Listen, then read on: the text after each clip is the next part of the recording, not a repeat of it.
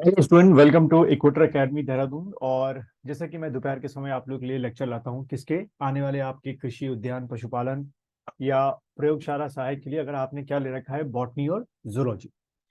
तो इस लेक्चर की शुरुआत हम सबसे पहले जो सिलेबस दे रखा है आपके अभी जो कृषि और उद्यान का दे रखा है, और आप में से जिन लोगों ने क्या ले रखा है बायोलॉजी ले रखा है ऑप्शनल, उसमें जो पहला पार्ट है आपका बॉटनी, उसमें आपका जो सेल साइकिल है, ठीक है, ये एक आपका टॉपिक है जिससे आपके मुझे लगता है कि एक से लेकर तीन क्वेश्चन आपके आ सकते हैं। ठीक है, या तो एक क्वेश्चन आएगा या तो इसके तीन क्वेश्चन आपके बन सकते हैं। तो आज हम लोग इस लेक्चर में जो सेल साइकिल है उसको देखेंगे और किस तरीके से क्वेश्चन आपके बनते हैं उसको समझेंगे। तो शुरुआत करते हैं, चलिए। सबसे पहले ये डायग्राम आप किसी भी किताब में देखेंगे, आपको सेल साइकिल का डायग्राम दे रखा होगा, जिसमें आपकी ग्रोथ वन, ठीक है, उसके बाद आपका सिंथेसिस फेज आपकी आती है, फिर आपकी ग्रोथ टू फेज आती है, और उसके बाद आपकी सेल डिवीजन जिसको हम लोग क्या बोलते हैं माइटोसिस फेज आपकी आती है, और फिर दोबारा ग्रोथ वन की आपकी फेज शुरू हो जाती है। ठीक है, तो एक जो स्ट्रेट फॉरवर्ड क्वेश्चन यहीं से एक एमसीक्यू बन जाता है, आपको जम्बल करके दे देते हैं और बोलते हैं इनको ऑर्डर वाइज लगाइए माइटोसिस के बाद से। तो उसमें भैया आपकी जीवन यानी ग्रोथ वन, फिर सिंथेसिस फेज आपकी होती है, फिर ग्रोथ टू फेज होती है, और फिर आपकी माइटोसिस फेज होती है। ठीक है, और दूसरा क्वेश्चन जो आपका बनता है वो बनता है कि जो आपकी एम फेज यानी कि सेल डिवीजन या माइटोसिस की फेज है आपकी, ठीक है, इसमें आप सब लोग बायो साइड के हैं तो बताने की जरूरत नहीं है कि मियोसिस में हैप्लॉइड सेल बनते हैं और माइटोसिस में क्या बनते हैं आपके हमेशा जो डिप्लॉइड सेल हैं वो आपके बनते हैं। ठीक है, तो माइटोसिस को भी फर्दर बांटा गया है जिसमें आपका प्रोफेज पहले आता है, फिर उसके बाद मेटाफेज आता है, फिर एनाफेज आता है, और फिर आपका टीलो फेज आपका आता है। ठीक है, तो ये एक ऑर्डर जो है आपको थोड़े से याद रखने पड़ते हैं। अब एक एक करके इनको समझने की कोशिश करते हैं और कैसे एमसीक्यू क्वेश्चन इससे अंदर से निकलेंगे वो भी मैं आपको साथ में बताता जाऊंगा। तो ये कुछ टेक्स्ट एक्स्ट्रा लिखे, इनको हम लोग नहीं पढ़ेंगे कि भाई cell division is very important process in all living organisms को छोड़ देते हैं, इसमें से कुछ क्वेश्चन समझने वाली बात नहीं है। फैक्ट्स है, बेसिक फैक्ट्स हैं, आप लोग को पता होंगे, अपने बीएससी में आप लोगों ने पढ़े होंगे। जो चीज रिवीजन करने लायक है हम उसको रिवीजन करेंगे। तो during the cell division DNA replication and cell growth take place. ठीक है, तो यानी कि जब भी आपका सेल का डिवीजन होगा, डीएनए का रेप्लिकेशन होगा और सेल ग्रोथ होगी। और ये जो आपका सारी प्रोसेस होती है ये सेल साइकिल के अंदर होती है। ठीक है, सारी बातें आपकी यहीं पर लिखी हुई कि जीनोम का डुप्लीकेसी होती है, डीएनए की डुप्लीकेसी होती है, ये सब चीजें इसमें लिखी हुई। ठीक, अगर आगे हम सीधे बढ़े तो देखते हैं कि जो सेल साइकिल है divided into two basic phases, दो बेसिक फेज में बांट रखा है जैसे कि पीछे डायग्राम में दिखाया गया था। एक आपका इंटरफेज है जिसमें आपका G1 एस सिंथेसिस फेज, और फिर आपका G2 फेज आपका आता है। ठीक है, growth one phase, synthesis phase, और आपका ग्रोथ टू फेज, और आपका एम फेज जिसको हम लोग माइटोसिस फेज कहते हैं। एम फेज की बात की जाए यानी कि माइटोसिस फेज की बात की जाए तो represent the actual cell division और mitosis occurs at the interface, represent phase between the two successive M phase यानी कि माइटोसिस फेज। ठीक है, तो वो साइकिल अगर आप जितनी बार देखोगे उतनी बार आपको जल्दी समझ में आएगा। फिर it is significant to note that 24 hour average duration of cell cycle of a human cell, cell division proper last for only about an hour. पूरा जो आपका सेल साइकिल है उसमें तो 24 आवर्स लगते हैं। तो यहाँ से एक देखो एमसीक्यू क्वेश्चन आ गया कि एवरेज पूरे सेल साइकिल में आपके कितने आवर्स लगते हैं, तो 24 आवर्स टिक करके आना। और अगर उसमें ये पूछे कि इसके अंदर में सेल डिवीजन प्रॉपर जो होता है यानी कि माइटोसिस जो प्रॉपर हो रहा है आपका, अलग अलग दो सेल बन रहे हैं, उसमें कितना समय लगता है, तो आपने टिक करना है 1 घंटा लगता है।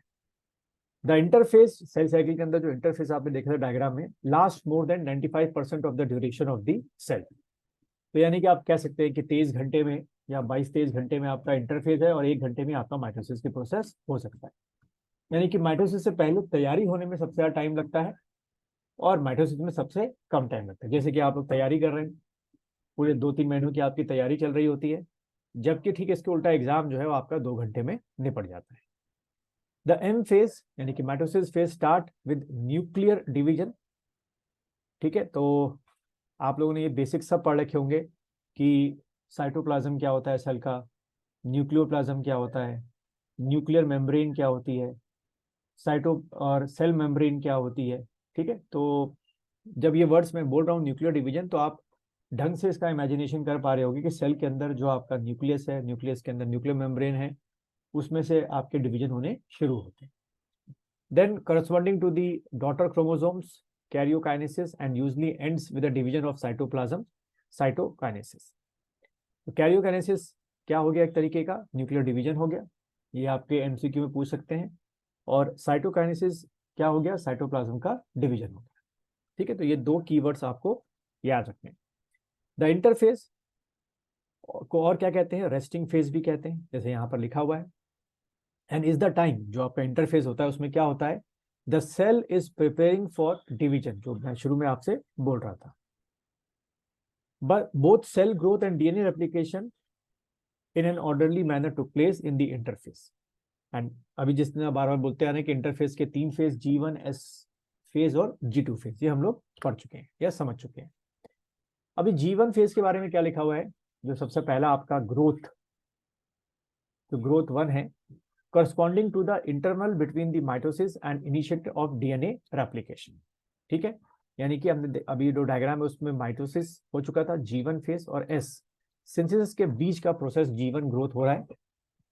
During G1 phase the cell is metabolically active and continuously grow but does not replicate its DNA। ये बड़ा इंपॉर्टेंट पॉइंट है कि ग्रोथ 1 में डीएनए का रेप्लिकेशन नहीं होगा, पर सिर्फ क्या होगा, डीएनए की ग्रोथ होनी शुरू होगी। एस और synthesis phase marks the period during which DNA synthesis और रेप्लिकेशन टुक प्लेस। ये आपको ध्यान रखना है, ग्रोथ 1 में सिर्फ जो कंटेंट है आपका डीएनए का वो बढ़ रहा है, एक्चुअल डीएनए का जो डॉटर या रेप्लिकेशन हो रहा है वो एस फेज में का हो रहा है। During this time the amount of DNA पर सेल डबल्ड। ठीक है, ये आपको ध्यान रखने की इस समय तक जो डीएनए होता है पर सेल आपका डबल हो चुका है। If the initiation amount 2C है तो वो 4 थी, वो समझाने की कोशिश की है इसके through. During the S phase यानी synthesis phase DNA replication begin in the nucleus. ठीक है, आप भूलेगा नहीं, सेल हो गया, सेल के बीच का आपका न्यूक्लियस हो गया, तो आपका जो डीएनए है उसका रेप्लिकेशन न्यूक्लियस के अंदर हो रहा है and the centrioles duplicates in the cytoplasm. अभी डायग्राम के थ्रू मैं आपको दिखाऊंगा कि ये जो सेंट्रली होता है वो साइटोप्लाज्म बाहर की तरफ बन रहे होते हैं। ठीक है, यहाँ पर क्या बन रहे होते हैं बच्चों, सेंट्रियोली या सेंट्रोलाई भी कई लोग बोलते हैं, इन दी साइटोप्लाज्म। और during the growth 2 phase proteins are synthesize in preparation for mitosis while cell growth continues. Question आ जाएगा कि भाई जो प्रोटीन सिंथेसिस होता है वो किस इंटरफेज में होगा, किस स्टेज की इंटरफेज में होगा, G1 में, S में, G2 में, तो G2 टिक करके आना। अब बात करें एम फेज की, तो जैसे मैंने बताया कि एम फेज में आपके सब 4 पार्ट होते हैं, प्रो, मेटा, एना, टीलो।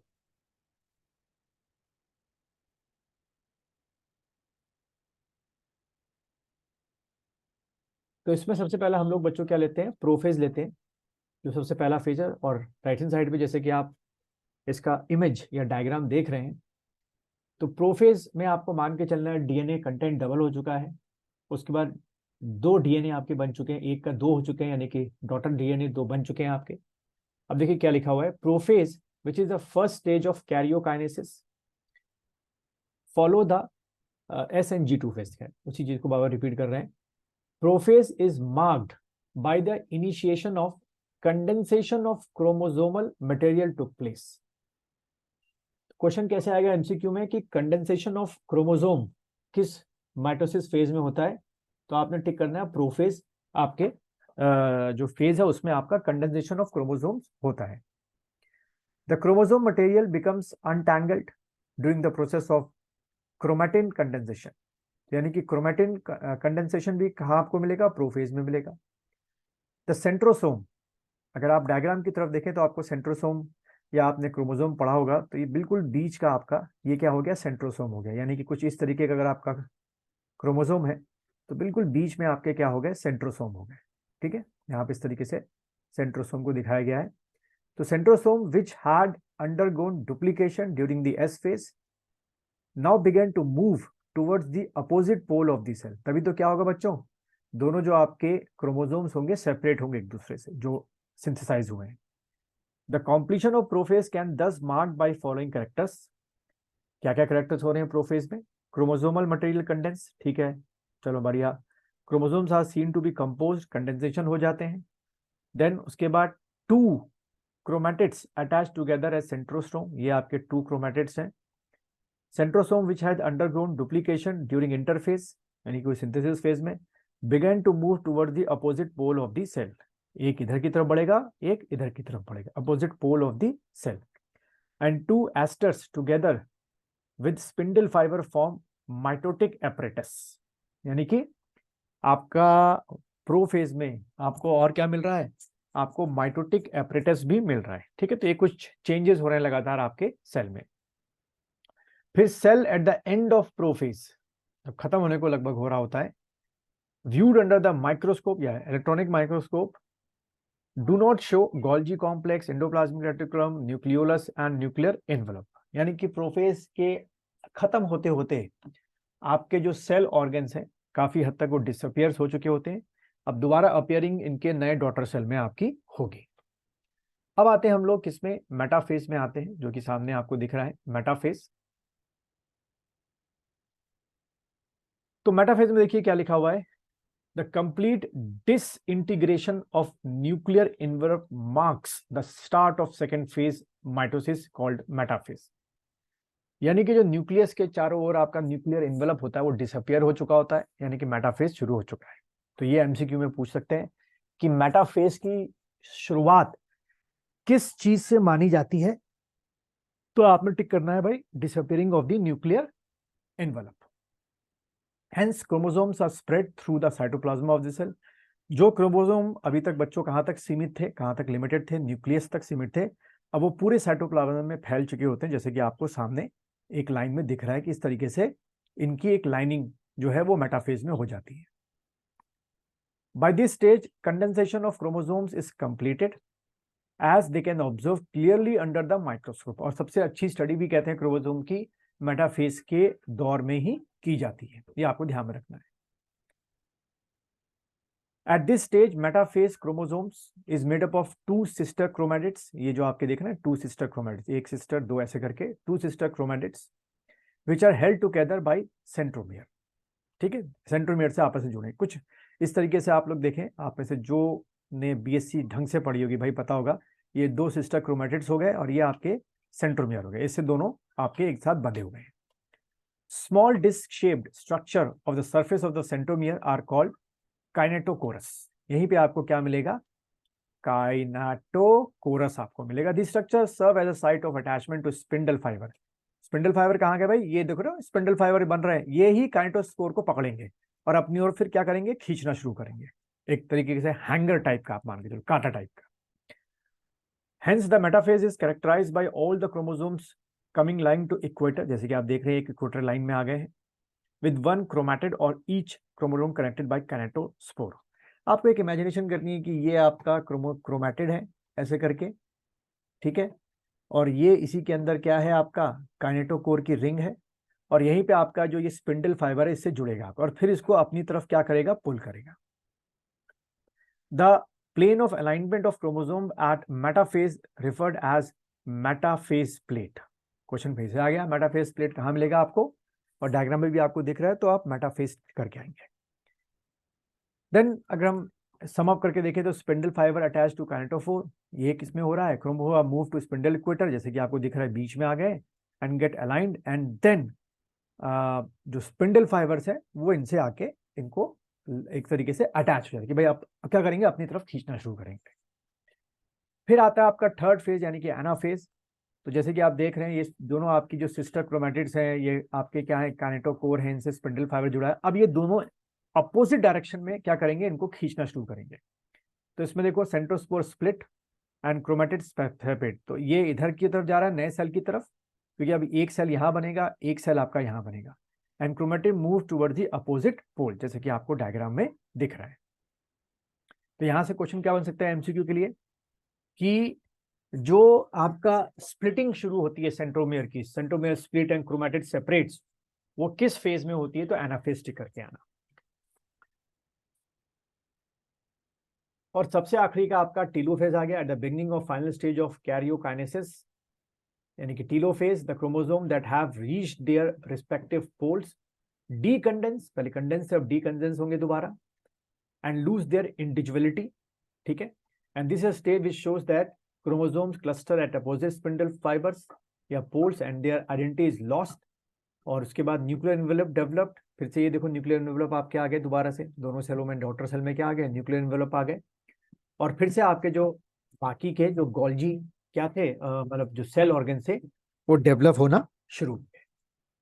और फिर से आपके ये साइटोकाइनेसिस पूरी तरीके से हुई, यानी कि नीचे आप वर्ड देखना साइटोकाइनेसिस, और एक सेपरेट दो डॉटर सेल आपके कैसे बन गए, हेप्लॉइड। तो ये आपकी साइटोकाइनेसिस जो आपको दिख रही है कि अब इससे एक सेल से आपके दो डॉटर सेल बन गए, दोबारा से न्यूक्लियर इन्वेलप आ गया, न्यूक्लियर मेम्ब्रेन आ गया, सेल आपके जो सेल ऑर्गन थे वो दोबारा से रीअपियर्ड हो गए आपके। तो बच्चों ये था आपका क्या, माइटोसिस। तो इससे आपके दो या एक क्वेश्चन आपके एमसीक्यू में आ सकते हैं।